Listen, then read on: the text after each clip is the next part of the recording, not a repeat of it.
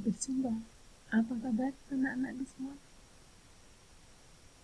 Luar biasa.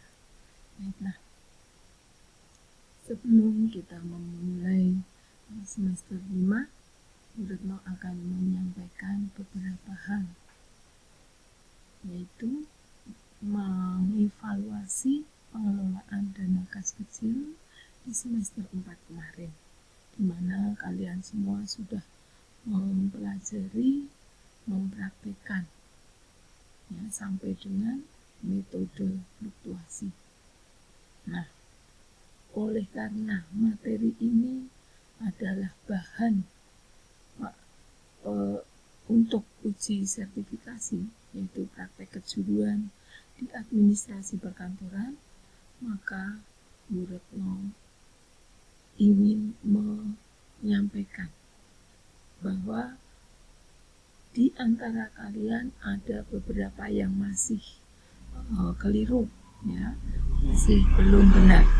Untuk itu ada beberapa hal yang perlu kalian perhatikan dan kalian pahami nanti, sehingga pada saat uji sertifikasi yang mana ini biasanya dilakukan bulan Februari, ya. Untuk itu satu persatu Bu Retno akan membahas mengenai kelemahan ataupun kekurangan dari apa yang sudah kalian kerjakan. Ya. Evaluasi pengelolaan dana kas kecil. Di dalam soal mungkin kalian nanti akan temukan ya, beberapa hal. Yang pertama, jika ya, kalian diminta untuk membuat catatan, ya, catatlah transaksi tersebut menggunakan bukti penerimaan kas kecil dan bukti pengeluaran kas kecil. Buatlah laporan pengelolaan kas kecil, kemudian berapakah dana yang perlu ditambahkan untuk mengisi kas kecil berikutnya. Isi bukti kas masuk dan kas keluar berdasarkan data di atas misalnya. Dan susunlah bukti-bukti tersebut secara terstruktur dan disimpan dalam map header. Ini yang sering ya, muncul dalam tugas ataupun uji sertifikasi kalian. Nah, apa yang masih kurang? Ada beberapa hal yang tadi Bu Retno sudah sampaikan. Yang pertama, mulai dari awal dulu, yaitu dalam pencatatan ke dalam bukti penerimaan kas kecil dan bukti pengeluaran kas kecil. Ya. Jadi, isilah bukti kas masuk dan kas keluar berdasarkan data di atas. Ini pertanyaannya yang nomor 1 dan nomor 5 tadi, ya, sama. Ya, bekerjanya kalian harus mencatat ke dalam bukti kas masuk dan bukti kas keluar.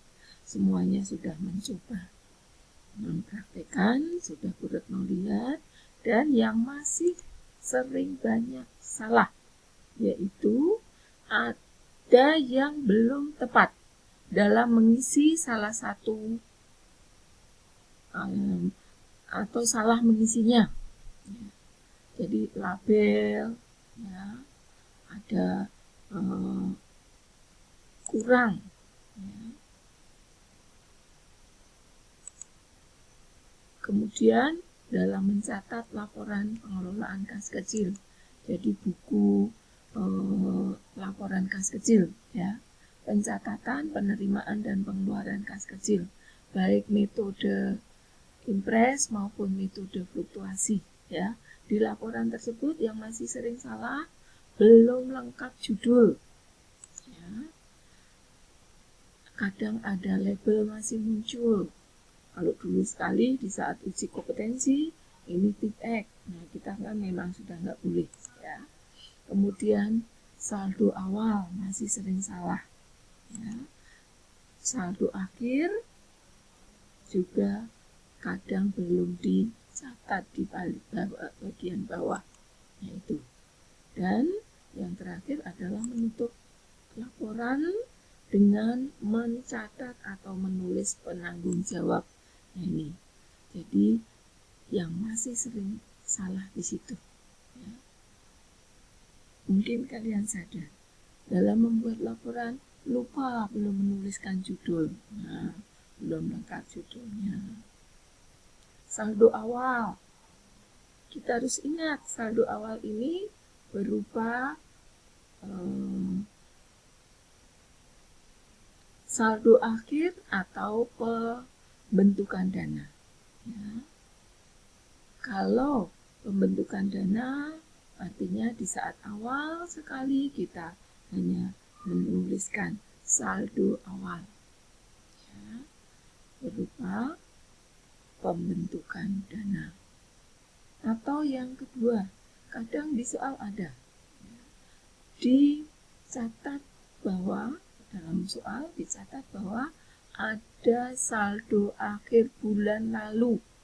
Artinya pada periode pencatatanmu pada saat ini, kalian harus merubah saldo akhir tadi menjadi saldo awal.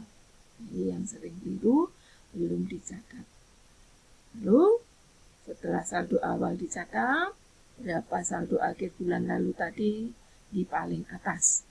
Masuk ke dalam penerimaan dan kemudian yang kedua pengisian dana. Pengisian dana sebesar berapa? Sebesar pengeluaran bulan lalu. Atau kalau dalam bentuk fluktuasi ya sebesar pembentukan dana. Biasanya seperti itu. Ya. Nah, itu yang sering masih salah. Lalu di bagian akhir tadi yaitu penanggung jawab. Itu dibuat oleh siapa? Anda sebagai pengelola kas kecil tentu saja dan disetujui oleh pimpinan. Ini yang masih sering salah. Ya. Lalu yang ketiga, berapa dana yang perlu ditambahkan untuk mengisi kas kecil berikutnya? Ya.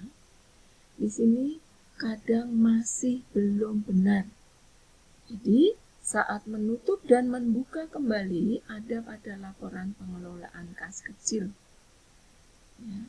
Tadi saat akhir, ya, saat menutup berarti kalian harus memperoleh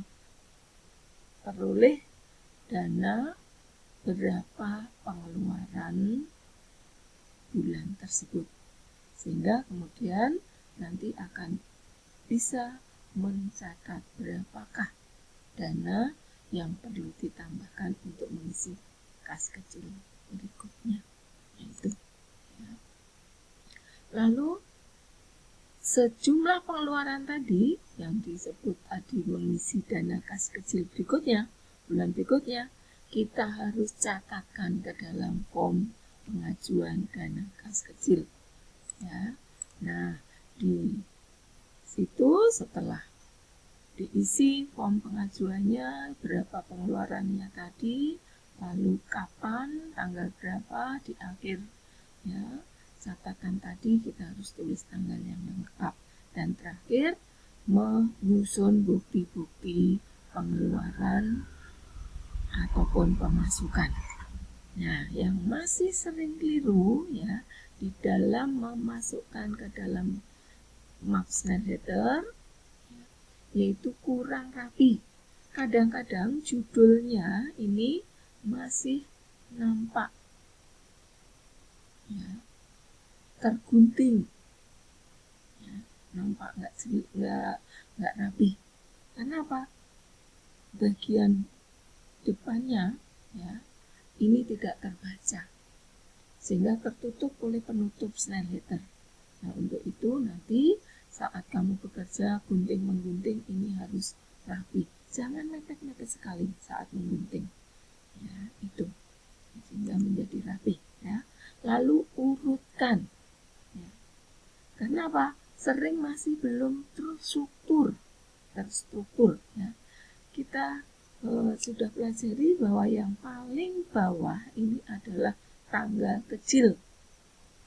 Jadi berdasarkan urutan tanggal muda ya, maka kita langsung susun di paling bawah.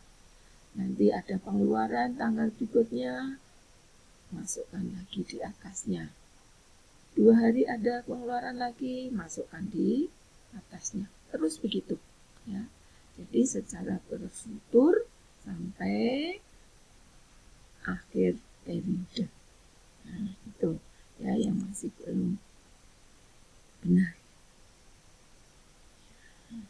Nah, saya kira itu anak-anakku ya, Bu Retno sudah sampaikan beberapa hal yang masih sering keliru ya. Ini Bu Retno bagikan video ini, kalian bisa buka kembali, pelajari terus sehingga nanti saatnya kalian praktek harus uji sertifikasi, kalian semuanya sudah berhasil ya. Oke, sampai di sini dan selamat belajar. Terima kasih, sampai jumpa. Dah.